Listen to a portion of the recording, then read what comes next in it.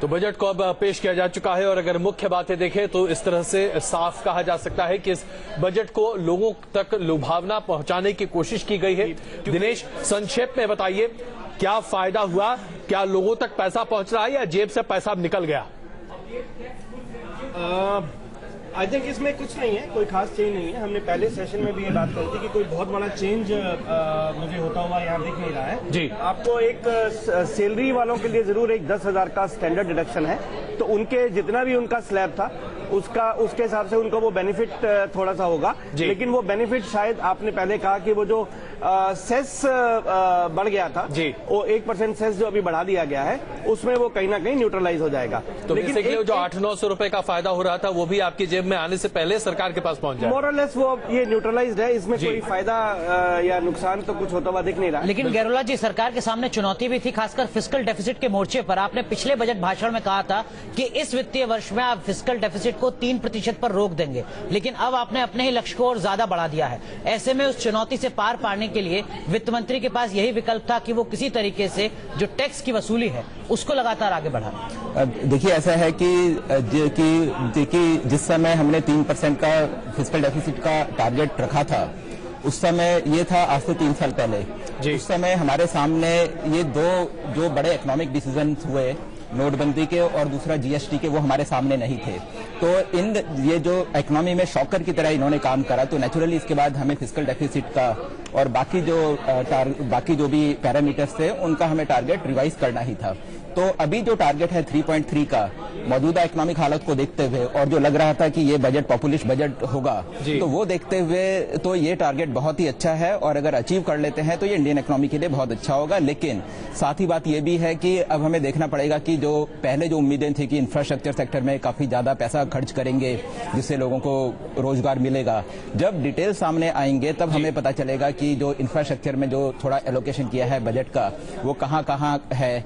Textile sector में शायद थोड़ा इन्होंने इंप्रूव करा है, तो अब देखना होगा कि कितना लोगों को रोजगार। दिनेश, आप कुछ कह रहे थे? जी, मैं इसमें ये कहना चाह रहा हूँ कि जब तक ये फिगर सामने नहीं आती हैं, क्योंकि जिस तरह से अभी आपने हेल्थ की बात करी और ये सब बात करी, क्योंकि जिस तरह के ये फिगर्स हैं उस तरह से ये 3.3% जो है वो थोड़ा अनरियलिस्टिक लगता है। ये कहीं ना कहीं देखिए 3.5% से कम होने की उसकी गुंजाइश मैं ये मानता हूँ जब ये सारी आपके सामने फिगर्स आ जाएंगी, आपके जो वहाँ पे लोग हैं उनको जब वो कॉपीज मिल जाएंगी, तो कहीं ना कहीं ये देखना होगा कि ये सारा पैसा एक ही साल में एलोकेटेड है कि ये एक प्रपोजल है। वो डिटेल तमाम देखनी पड़ेगी। लेकिन विवेक भारती जी, कॉर्पोरेट टैक्स का जो पूरा स्लैब है उसमें बदलाव किया है वित्त मंत्री ने इस उम्मीद के साथ कि रोजगार ज्यादा बढ़ सकेगा।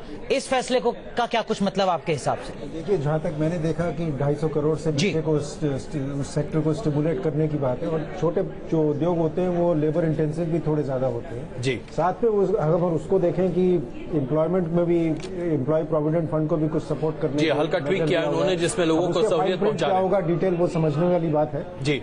तो एक तरह से जो 2 साल पहले अनाउंस किया था वित्त मंत्री ने कि हम 25% कॉर्पोरेट टैक्स रेट की तरफ बढ़ेंगे, चरणबद्ध तो एक चरण उसमें और आगे बढ़ाया है जी। लेकिन मैं फिस्कल डेफिसिट के बारे में कहना चाहता हूं कि अगर आपका जीएसटी सिस्टम स्टेबलाइज कर रहा है और जीएसटी सिस्टम स्टेबलाइज कर रहा है जी, और आप ये उम्मीद करते हैं कि वहां से काफी टैक्स आपके पास आएगा, आपके पास डायरेक्ट टैक्स कलेक्शन भी बढ़ रहे हैं, डायरेक्ट टैक्स बिल्स भी आपका वाइडन हो रहा है, नए टैक्स पेयर्स आ रहे हैं, तो 3.3% क्यों? 3% क्यों नहीं? जो आपने पिछले साल के अपने भाषण में भी कहा। आपने अगर 1 लाख करोड़ का डिसइन्वेस्टमेंट से इस साल पैसा ले लिया है तो 1.25 लाख करोड़ क्यों नहीं? बिल्कुल, तो ये कई ऐसे सवाल हैं। उसको रिड्यूस कर दिया, बिल्कुल उसको कम कर दिया है। जरा JS यादव जी इस वक्त हमारे साथ मौजूद हैं। यादव जी, क्या आपको लगता है कि कृषि क्षेत्र में जो बड़े फोकस की बात कही जा रही थी, इस बजट से इस लक्ष्य को साधने की कोशिश सरकार ने की है?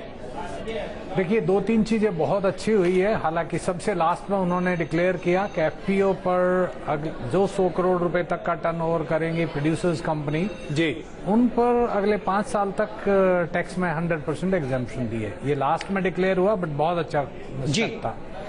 दूसरा, मुझे नहीं लगता जो ई नैम का, हम तो पिछले 7-8 साल से ई नैम सुन रहे हैं, पिछली गवर्नमेंट लेके आई थी, इन्होंने 15 में इम्प्लीमेंट किया, 16 से आज तक 466 मंडियों में ये कह रहे हैं, बट 466 की रियलिटी एक की मैं जानता हूँ।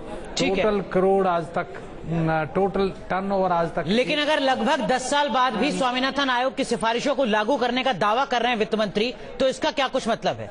मैं बस इतना कहूंगा, चलो शुरुआत तो हुई, क्योंकि अब किसी भी दूसरी गवर्नमेंट पे प्रेशर रहेगा, वो भी मानेंगे। लेकिन बहुत ध्यान से देखने की बात एक है कि उन्होंने स्वामीनाथन शब्द यूज नहीं किया जी, बिल्कुल एमएसपी किया है। एमएसपी A2 है और C2 है। एमएसपी A2 पर भी हो सकती है, C2 पर भी हो सकती है। स्वामीनाथन यादव साहब, अगर मैं इसको मोटे तौर पर समझने की कोशिश करूं, क्या हमारे किसानों के लिए खुशखबरी है या दरअसल जो हाल है वैसा ही है, बदहाली बनी रहेगी? मुझे पूरी डिटेल आने पर ही पता लगेगा, क्योंकि अभी तक हम केवल 3 कमोडिटी में लागू कर रहे हैं जी, जबकि 23 कमोडिटीज पर ये डिक्लेयर्ड एमएसपी। बिल्कुल। चलिए, अरुण जैन साहब, आप इस वक्त हमारे साथ मौजूद हैं, को चेयरमैन है एसोचैम के।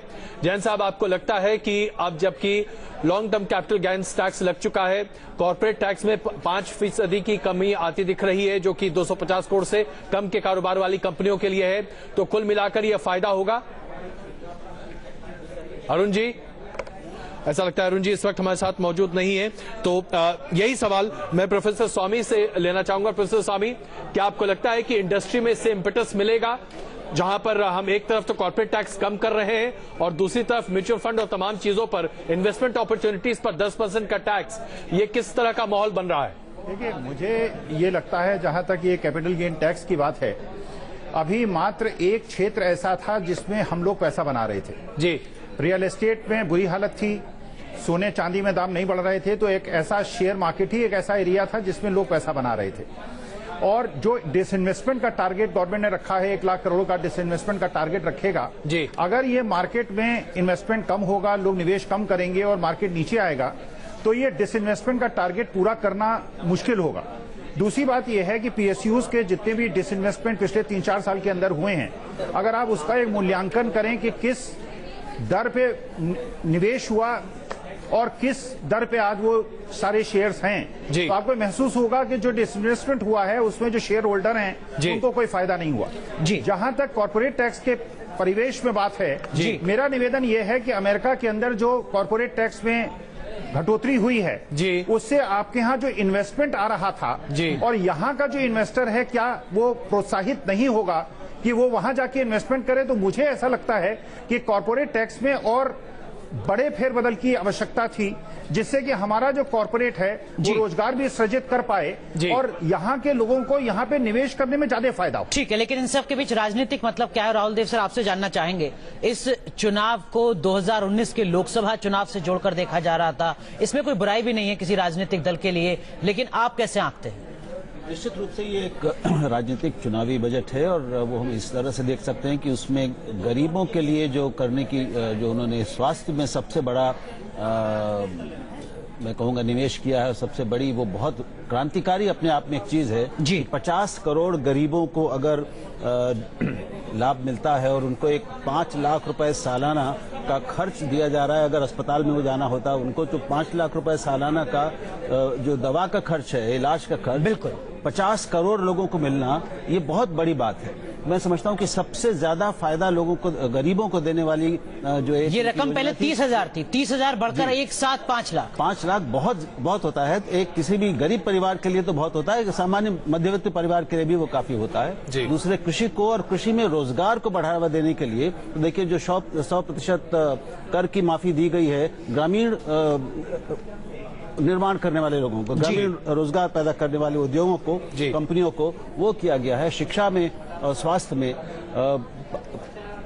1.5 लाख नए वो स्वास्थ्य केंद्र बनाए जा रहे हैं। मैं समझता हूं कि ये दिल्ली सरकार की उस कामयाब योजना से, हालांकि इसका जिक्र पिछले बजट भाषण में भी था, हाँ, लेकिन इसको लगातार बढ़ाया जा रहा है। तो मैं समझता हूं कि गरीबों को पर सबसे ज्यादा फोकस इनका लग रहा है, उसके बाद ग्रामीण अर्थव्यवस्था को सुधारने पर लग रहा है। हालांकि विस्तार में भी हमारे सामने ब्यौरे आने बाकी हैं, लेकिन मुझे जो दिख रहा है कि उन्होंने जो, जिसे हम संपन्न वर्ग मानते हैं समाज का, उनकी ज्यादा चिंता या उनको ज्यादा राहत नहीं दी है, उनका ज्यादा ध्यान गरीबों को ज्यादा से ज्यादा राहत देने पर रहा है। राहुल जी, अगर मैं आपसे जानना चाहूँ इस बजट को अगर आपको नंबर देने हो 1 से 10 के बीच में, तो आप क्या नंबर देंगे इस बजट को, जो अभी तक सामने आ रहा है उसके आधार पर? मैं इसको 7 7 नंबर आप इसको क्योंकि ये हमारे जो राजकोषीय इन्होंने लक्ष्य निर्धारित किए थे, जिसको फिस्कल डेफिसिट की बात कर रहे हैं, उसको मतलब उन्होंने लोक लुभावन होने से बचाया है।